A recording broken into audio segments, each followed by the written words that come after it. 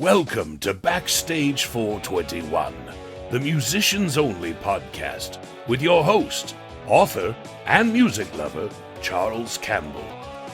Charles will have an awesome array of guests from many genres of music, so sit back, relax, and enjoy the show.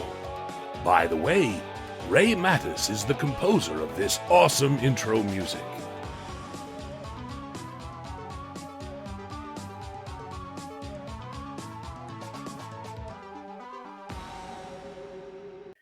Hello, everyone. Welcome to another episode of Backstage 421, the Musicians Only podcast. I am your host, small town horror author Charles Campbell, and today we are ending season 1 of Backstage 421, the Musicians Only podcast, kind of where we started season 1 of Backstage 421, the Musicians Only podcast. I'm super excited to have Brooke Singer back on the show. She opened the show for us this season, and she's closing it for us this season. So welcome back to the show, Brooke. I'm so glad to have you. Oh, hello. Nice to talk to you for a second time. Yeah, it's awesome. And you've been very busy since the last time I talked to you. And one thing I do want to tell the folks out there, uh, Brooke was very instrumental in my creative process. In the meantime, she told me a story in the first podcast about a piano that her father owns that she used to take piano lessons on, and it kind of creeped her out a bit because she could see the image of a witch in the wood of the piano. And I asked her, "Can I use that idea?" And she said, "Absolutely." And so I was busy putting this book together. It's called The Piano Witch, and I give the credit to Brooke for the idea. Thank you so much. Oh, I think it's so cool that our conversation led to a story. It's just, I love that art has, inspired more art. And yeah, I That's can't wait well. to read it. It's Well, just arrived as well. you got it. Oh, yeah, well, it's in the Oh, letterbox, yeah. okay. So, Well, awesome. Well, I'm glad because it's been a few weeks, so I didn't know how quickly the mail would get from the U.S. to New Zealand. very But slowly, very slowly. anyway, thank you again for the inspiration and the idea. I hope you enjoyed the story, but it was fun to write. So thank you for Yeah, I can't sparking wait that to in my read. brain. All right, well, let's get to what you're working on now. We'll talk about some of your older stuff too, but now you have an EP coming out, which I pre-ordered on iTunes. It's called "In the End, I Won't Be Coming Home." Can you talk to me a little bit about that? How did that come Yeah. about? So I can't remember which date I talked to you, but when did we last chat? Was it Oh, geez, before it's or been after July? it was before, I Before believe. July. So since Yes. then, we went into the studio at the end of July and the beginning of August, and yeah, we made this new EP, which has got a very long title. In the end, I won't be coming home. I could have shortened it, but I just felt like it needed to have the whole line. Oh, Um, I can appreciate that. yeah, and so I've been trying to make an EP for a while, but as you may know, creating like a body of work can be quite expensive, especially because in my head I knew I wanted it to have a string quartet and like real piano and um, all these elements that required a little bit more um, like logistics to put it together, because the string quartet we work with, they are based in Auckland and we're based in Wellington, and our guitarist John is based in Dunedin, so we had to all sort of figure out how to make it come together. But yeah, Okay, we for got into now, the I studio. do have a lot of New Zealand listeners, but because I've had a lot of New Zealand guests, I talked to Jen Yeah. last year. I've talked to you. I've talked to Dave Goodison. So I do have people tuning in from New Zealand. So, but my folks in the U.S. on this side of the world, can you kind of describe to them the differences in geographical locations of the three places you just described? Like, how far do you guys have to travel to connect? Yeah. I mean, so New Zealand is a long, it's two main islands and then a couple of, lots of small islands. But Right. so John is based in Dunedin, which is at the bottom end of the South Island. Wellington is basically in the centre of the country, and it's in the bottom end of the North Island, and then Auckland is near the top end of the North Island. So basically each place is as far as you can get apart for like major cities. But it's not so hard. Like it's about an hour on the plane from Dunedin to Wellington, and similar from Wellington to Auckland. So not so far apart, but yeah, to get everyone in the same space can be a little bit of a logistical thing. Well, the EP, if I read it correctly, it comes out, was it November 24th? Is that correct? Yeah, yeah. So Okay. quite quickly, the idea I had was that often you have to sit on your work that you've created for a while before you release it. Like to line up the vinyl records being printed and the getting all the like PR sorted. But I didn't really want to do that for this one. I wanted to be able to record it, master it, send it away for printing, and then basically, as soon as we did that, we went on tour with the string quartet, and then now we've been releasing the singles, and it'll be out. So it's nice to like do it all in one thing and not feel like I have to wait, Well, and then I'll yeah, get bored. that is, I mean, that's awesome. Tell me a little bit about the tour. I knew you guys were busy, and I've seen you on social media. You're posting, about different things that you're working on. But tell me about the tour. Is it still going on, or is it ended now?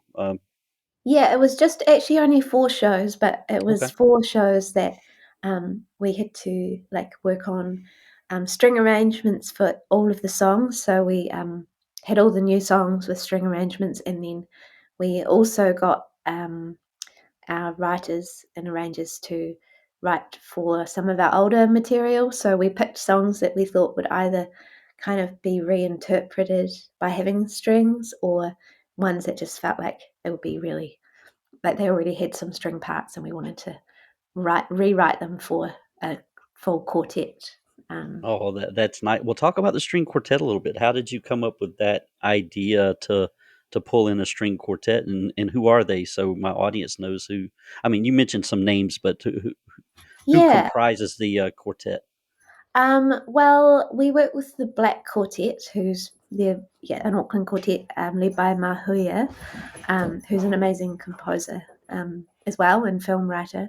Um, and yeah, so they kind of were our performers. And then our friend Elliot Vaughan, who's based in Wellington, he wrote lots of the string parts. And then we also got Michael, who plays in like an American band, Ty Segal's band. And we met him when he came over on a tour. And so we asked him to write a couple of the tracks as well. Nice. Um, yeah, so it was really cool. I mean, my dog's just playing with a toy in the Oh, background. that's fine. My beagle will probably come back here at some point. He may be outside, but um, yes. Anyway, so I think I just knew I was writing all these quite like flowery, like not flowery, but like almost romantic and like unfurling songs that weren't like very short or concise. And so I felt like there was lots of space where we could put string parts in them. Um, yeah, and I guess for me it was just like a new challenge, like every yeah. time I write a new body of work, I like to have some kind of um, thing that excites me that like ties it all together. So our last one, it was really about like the production and like kind of going down a more like pop songwriting route in a Right. way. Although it wasn't pop, but like there was like a lot of like things I was thinking about in that kind of world.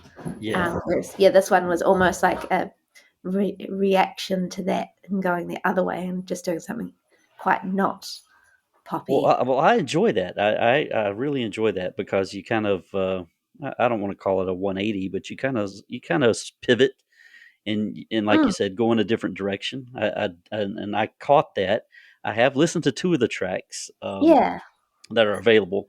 And I want to talk about the first one that I've listened to. And again, from our other conversation, I'm lyrically driven. I love Mm. lyrically driven songs.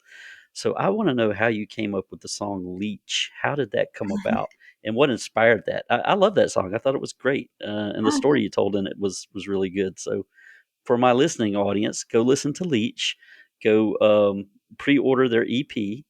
In the end, I won't be coming home, but I'll get back to the conversation. How did Leech come about? Where did that idea come from? that is a really good question. I can't even remember. Often the lyrics, like I can't always, I can't control or decide what I'm Right. going to write about. I just sort of have to write what I'm Yep. writing. But I do care. Once the story starts emerging, I really care about the lyrics and like making sure it's interesting, and I like the words. I think for me lyrically in this one, the first line of each verse is what I was excited about the rhythm of it. It says, "I'm not bored, I'm just tired of this anticipation." And I like the anticipation. I like the flow of that word. And I'm Um, glad you said that because I had that written down. I was going to say that to you. I yeah. love that lyric. Oh, cool. Yeah. I just, yeah, I really like how that feels to say. And then the next one is, "I'm not bored, I'm just tired of this whole situation," which situation and anticipation are kind of nice. They're nice words. Like it's not a usual rhyme, but I really like it, those two words. Um, and The yeah, but concept of the song was really good. It hit me pretty. It hit it's me in a it's pretty good quite, spot. yeah, I feel like when I listen back to it, it is quite dark. Like, I feel like it's not necessarily me sending a great message into the world. It's almost like that kind of like that self talk you have sometimes. That's not the nicest. Right, Um, right. I know I'm not a leech, but I, but sometimes you might feel like that. So I think it's just an honest song, and it's sort of really thinking about someone else's feelings more than your Right. own, maybe. I don't know. It's yeah. It just No, just is what it is. Yeah. I could definitely see that. And it was it was like I said, lyrically driven stuff. And you're a great songwriter. Did you write that on your own, or did you collaborate with someone? That one I think mostly I wrote by myself in terms of like the chords and um yeah, The the lyrics. lyrics and things. I do like the idea of being a leech though. Like it's such a vivid um image. Everyone knows what like a leech, that blood, they Oh suck your yeah, blood. And yeah, I thought it was it's quite an like a ugly, like people were kind of scared of leeches, but yeah. Well, they're actually really good for you. They actually like they clean your blood, and they're actually like, I was going to mention that back in yeah. olden times, they used to use those medically. Yeah, well, I think Um, they still actually do use them medically. okay, Yeah. cool. So they I did not know that. You taught me yeah. something there. So, yeah, they're quite interesting in that way. Um, and I quite like, I mean, a leech is technically a kind of worm, but I quite like insects, so it's kind of fun to mention one in a song. Yeah. Okay. I did not know that about you. You like insects. I never Well, really. my partner studies entomology, or he's an entomologist, so he's Ah, interested in moths and things. And nice. so through that, I've just sort of learned. I've just happened to meet lots of sort of science people who are into, all the weird, creepy crawlies of New Zealand.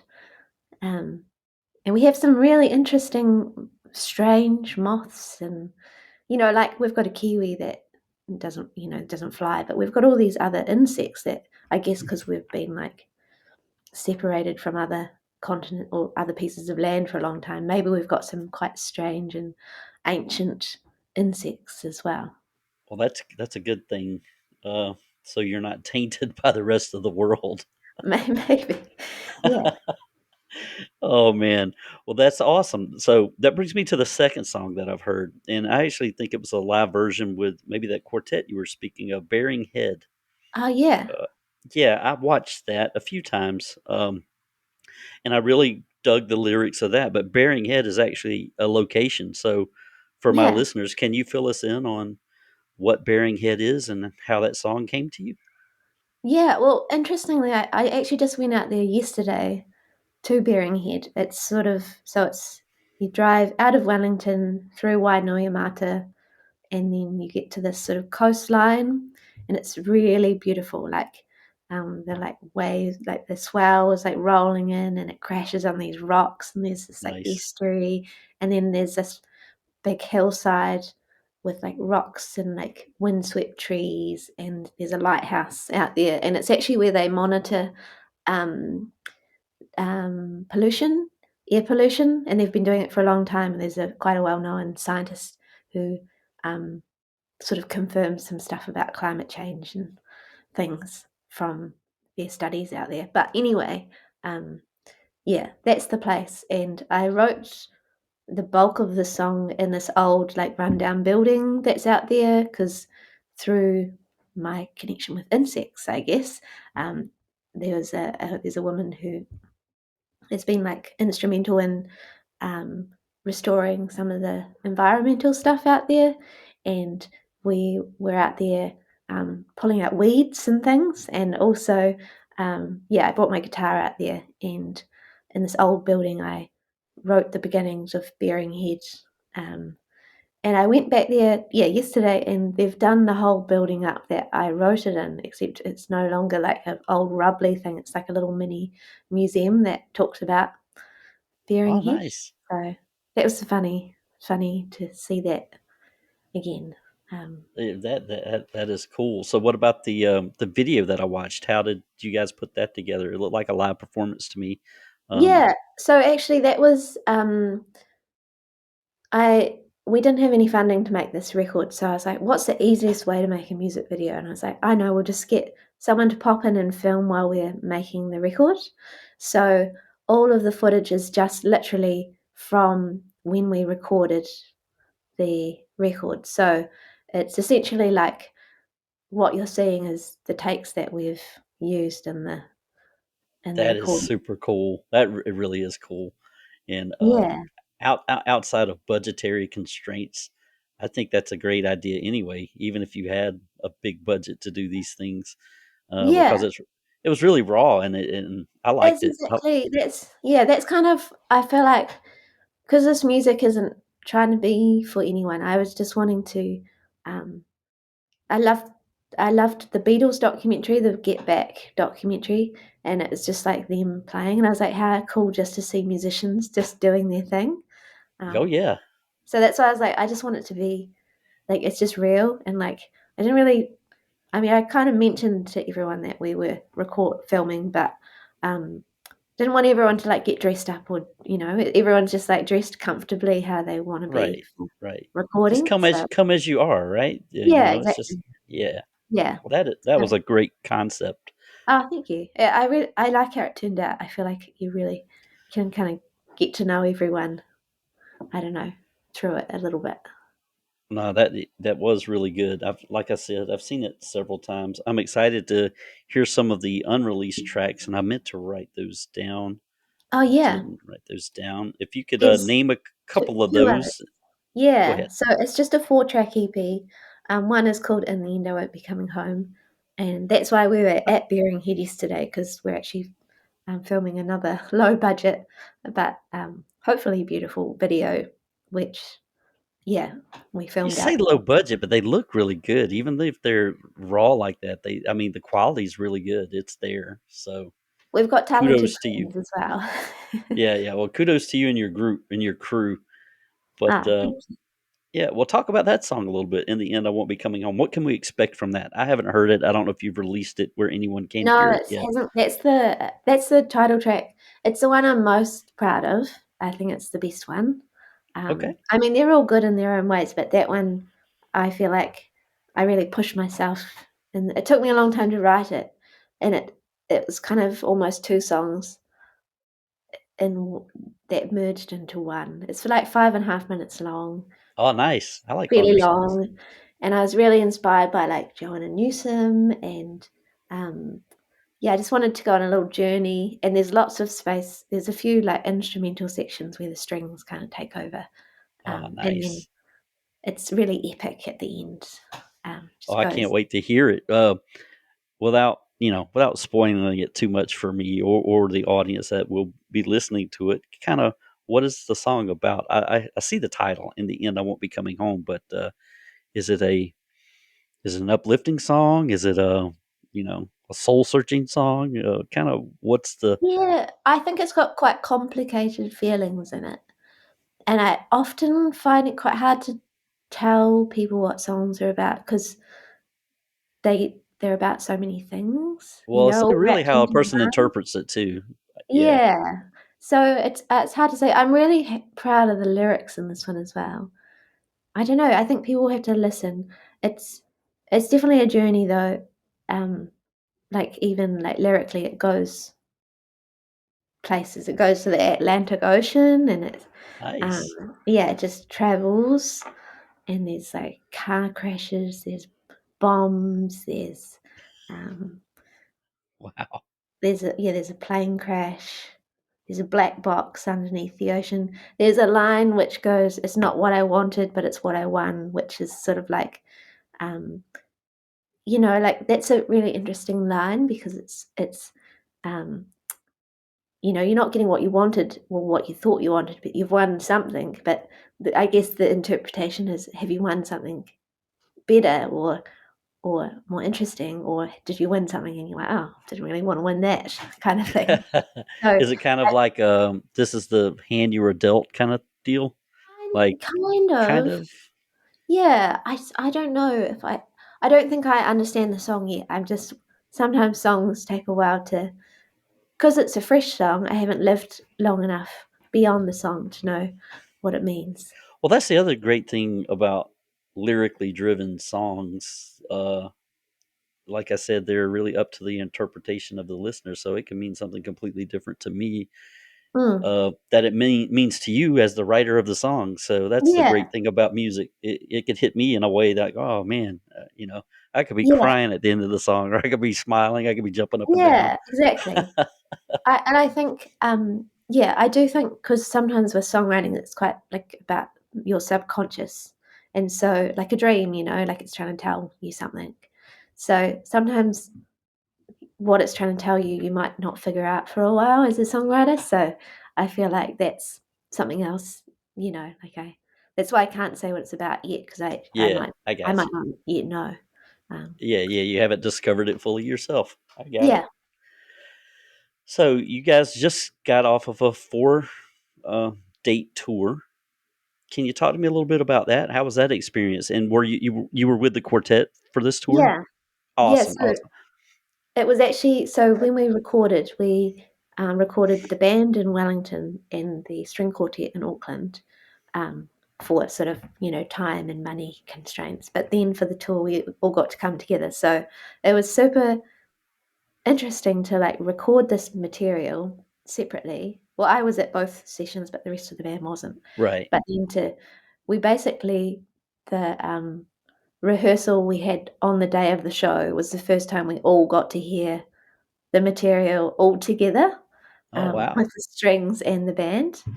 Um, so that was, yeah, it's kind of cool. Um, and then yeah, it was a really fun tour. We played some venues we hadn't played before, and yeah, I think the audience really enjoyed getting to hear us in this new way as well. So um, Well, with the tour, Did you just play things off the EP, or did you play things off of your previous records? yeah, so we did both. We did all of the new songs. It was kind of like a pre-album release tour, Oh, so and somebody got to hear all these songs. yeah, Okay, I someone's got. been able to do them all. Um, they were lucky, yeah. Um, some of them also we set up like a really old-fashioned like paper pre-order so they could like fill out their name and address, and then we're posting the music to them. The vinyl's still getting pressed at the moment, but anyone who ordered a CD on that tour already has them, so they've got them ahead Nice. of everyone else. Oh, Yeah, I need but to go no, it was look at your really fun. website. What's that? I said I need to look at your website. Is the Yeah, vinyl available for pre-order on your website? yeah, we've on our Bandcamp. You can pre-order Oh, Bandcamp, our Bandcamp. music. Okay. Um, It's coming from New Zealand this time, not from anywhere else. So it's a little more expensive to get overseas, just because we're so far away from Oh yeah, everywhere. yeah, yeah. Well, I told you the last time I was going to purchase this vinyl, and I did. Oh yeah, And guys, this is an amazing record. So if you want to go to, is this also at Bandcamp? I can't remember if I yeah, ordered you this can, from your yeah, website or Bandcamp. Bandcamp. Okay. Well, I got this from Bandcamp, and this one was the Overflow, and it has my favorite French for Rabbit song. And I've loved all the songs, by the way, that I've listened to, but my favorite is still The Outsider. Still love that Yeah, video. I love that one too. Yeah, and for the folks who didn't listen to our conversation on the first podcast, on the first episode, I got turned toward Brooke through Mark Orell. He's done music with a whole bunch of people, and like I said, I'm a Jen Wigmore nut. People who know me know that, and so I kind of got connected to Mark through Jen's music. I had him on the podcast, and he sent me his playlist, and this song, "The Outsider," was on a playlist that he co-wrote with Brooke, and I fell in love with that song. And then I just had to talk to Brooke about it. And I said, "How do you think she'd be okay if I contacted her to be on the podcast?" He's like, "Sure, you just ask her." And but the song is amazing, and I know we brought this up in the first podcast, but I want to bring it up again because that song really, really touches me every time I hear it. And kind of to give people who are listening to you for the first time, let's recap that song. How did that come about? And then we'll get off the subject of The Outsider, but I want to talk about it again because I love that song so much. I mean, I love that song too. I really, yeah, I really. When we wrote it, I was like, oh yeah, this is what I want on the new record, for the overflow. Yeah, but yeah, I basically went to LA, and it was my first or second writing trip to LA. And I got to meet Mark and Brooke, who's another songwriter. We share a name. Um, and yeah, we just went to Mark's studio and um, kind of got to know each other a little bit. And then we just wrote this song together. And I just don't know why, but we just all kind of connected on it. And Yeah, that song really resonates, and I listen to it quite often. Um, and guys, be sure to go to Bandcamp, and I'll put the link below. I think it's French for Rabbits. Bandcamp. What is it exactly? yeah, FrenchForRabbits.bandcamp.com. It will be in the link below, but you can pick up a copy of The Outsider and pretty much all of their other music. And I do see in the end, I Won't Be Coming Home. You can definitely go there. And I've already pre-ordered the digital album from iTunes, but do you guys prefer people to pre-order it from this site? Maybe I was a little. oh, Um, I don't mind. I think it's cool to just order it wherever you feel most comfortable ordering it. I use Apple Music and I use Bandcamp. They're my ones I Yeah, like I to didn't know use. if you had a preference like me when I write books. I self-publish. So when I put it out there, they're available on Amazon, but I prefer you go directly to my website because Amazon Yeah. gets a little more cut. So I don't know if you get a bigger I cut if think they we go to do we Bandcamp. do get slightly more on Bandcamp, but also I feel like in terms of like maybe getting more playlists or whatever, it's great if people do order on through Apple because um, I think Bearing Head ended up on one of their acoustic playlists, and that kind of stuff is great as well. So as I say, wherever people, I mean, don't buy it from Amazon. Yeah, Amazon kind of sucks, but Apple I Music's agree. fine. Cool, Spotify, cool. I mean, yeah, whatever. Yeah, Yeah. well, I'm an old guy, so I download a lot of music, and I like physical media. So, and Mm, a lot of people still like physical media, and yeah. I'm kind of crazy because a couple days ago I was in a department store, and I haven't seen these in department stores in forever, but they had an old fashioned boombox, a Oh, cool. cassette player with the speakers, and I had to have it. So I bring home this boom box, and my wife says, "What are you doing?" I said, "Hey, it's a boom box. I had to have it." Uh, but Yeah. yeah, I had cassettes laying around. I could play with cassettes in it. I love So this. Yeah. cassettes, and we've actually got I've got a record player which has got a cassette player and a radio underneath, and then a Same, CD player, and I love it's so good. Like I use it all the time. I just I like same. listening to W- speakers. we may have the same record player because mine has the CD player. It's got a tape Yeah, on the side, and it's got like a little clock on the front, or not a. It's for the radio, not a clock, but a yeah. dial. Oh, Uh, yeah, yeah. This one's like a Sony one, and it's like probably like at least 20 years old. nice, nice, Yeah, but it was a good to inherit that. And then the record player I bought from my friend who ran a record shop. Um, yeah, awesome. Well, I love physical media. I love being able to hold it and look at it, and me too. And all the the lyrics are in there. Like feeling I of always put taking lyrics it in there. out. Yeah, Yeah, you guys have like here. They have all the lyrics in here. Have lyrics of the Outsider, which I loved every single lyric in that song.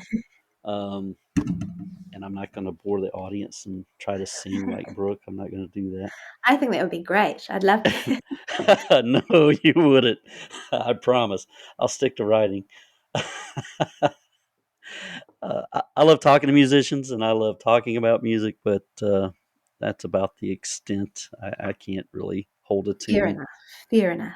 Yeah, I stay in my lane. Well, cool. So we have this coming out very soon. What are you excited about? With this release, are you just excited for the world to hear that one song that no one's heard yet? And what's the other song? You said there are four Oh yeah, songs, so there's two. Yeah. Um, Yeah, I feel like this record's definitely for like the existing fans, but I hope other people will hear it as well. And not that it's for the existing fans because it's not as good as anything else. I think it's some of the best stuff we've made, but more I guess because we're not promoting it as far as and wide as other things because we're just releasing from New Zealand. Um, but yeah, I'm really excited for people to hear In the End I Won't Be Coming Home. And I've also the people who've heard the last track, which is called Keep, yep. um, And it says B really side. really love that one as well. And I wrote that one very much like I just finished writing it just before we recorded it. Um, and so um, that one really highlights Hikarangi's drum playing actually. So our drummer has this really awesome outro, and the idea I had was that like we bring in all this distortion, and the idea of that kind of overwhelming the vocals was kind of the concept for the end.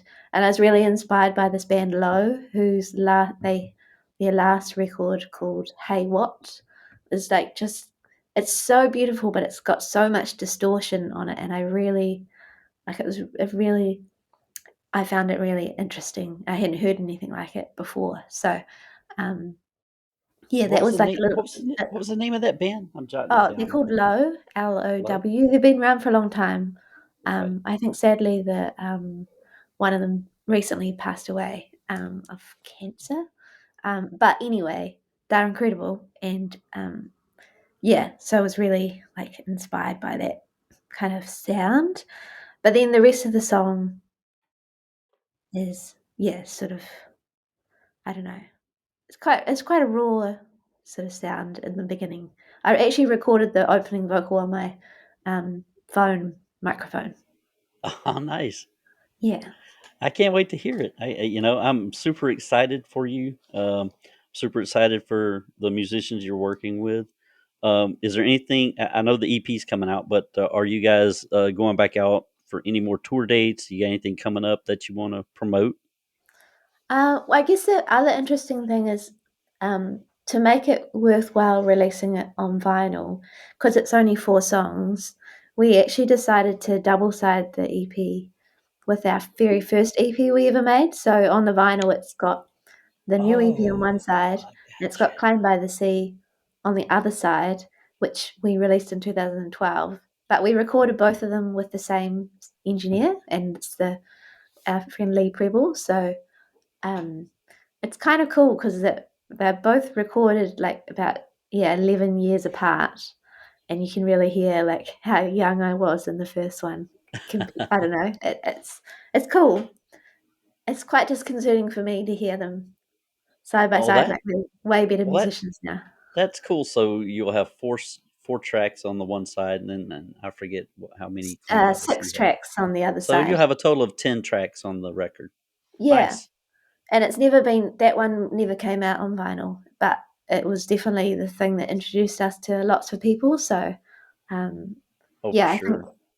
I think some people will buy it, buy it for that EP, and then hopefully discover the new one, and vice versa. So, um, Oh yeah, and I see it. It says "In the End" and then "Claimed by the Sea" limited edition 12-inch vinyl. Oh, yeah, cool. And you have pictures. So yeah, go to frenchforrabbits.bandcamp.com and you guys can take a look at what I'm looking at. So the vinyl that I see is like a light blue. Is that what it's going to be? That looks really yeah. cool.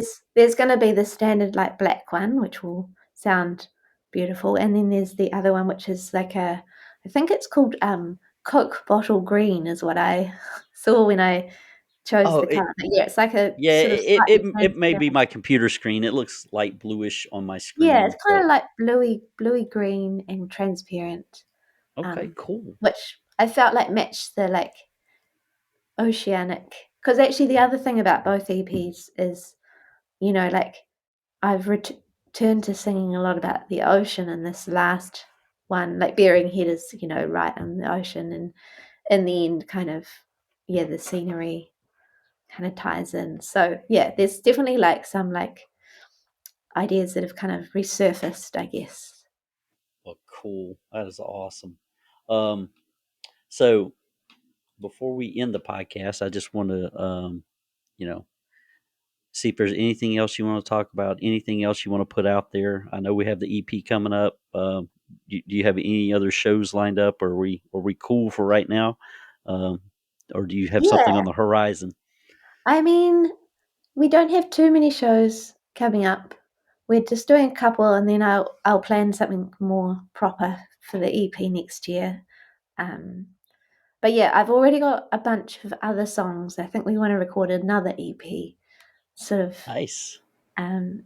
sometime next year. And but yeah, I think people should go out and buy the record because it's like a indie release with no budget. So if people buy the record, it really helps us. Or just the digital download is amazing. And then they should also get your book. I reckon the two things go to, I feel like we've written them and recorded them at the same time, the book and Yeah, yeah, the yeah. EP. Well, So, the book is The Piano Witch, and I will tell you. I'm looking right here. Original concept, Brooke Singer. So you have a credit in the book. oh, that's so Um, nice. so thank you for the idea. I would have never come up with this. I mean, that is an awesome idea. And a local artist, his name is John Cannon, came up with this awesome cover. And that witch, I love that cover. It's so cool. well, I made sure that I gave you a hardcover edition. So you didn't get a paperback, you got a hardcover. So Oh, whenever did you get, I? yeah, whenever you get it out of the mailbox, I can't wait. you'll see that. But Brooke, it was awesome talking to you again. It was awesome catching up. I definitely want to have you on again in season 2 to talk about what you have. My hope is I don't know when I can get out there, but I know Jen has some shows in December. Mm, But maybe the next time she's going to New Zealand, my yeah, wife and I come to kind New of, Zealand. yeah, my wife and I want to come out there at some point. And Awesome. Yeah. it'll probably be chasing a Jen show because, again, I I, I really love Jen's music, and she's put out a line of jewelry now. In case you didn't know, you can All find it right. on I did not Instagram. know Yeah, that. yeah, Yeah, yeah. So you can cool. find it on Instagram. I forget the jewelry company she's partnered with, but it's all over Instagram, so you can check it out there. I'm giving her a plug on her jewelry, but that's coming out October 31st on Halloween, just a couple of days. Um, but anyway, thank you again. We're going to promote, the new EP. In the End, I won't be coming home. You can find the link below, frenchforrabbits.bandcamp.com. And Brooke, I can't thank you enough. Thank you again for being on this program. Oh, thank you so much. And you guys, we started the season with Brooke. We're ending the season with Brooke, and we will see you in season 2 of Backstage 421, the Musicians Only podcast. Thank you for joining us for the entire season, and we look forward to more shows in February of 2024. Thank you. Bye-bye. We hope you enjoyed this week's episode of Backstage 421, the Musicians Only podcast. Be sure to tune in for the next episode. Please like and subscribe wherever you get your podcasts. Listener support links can be found below. Thank you for your support.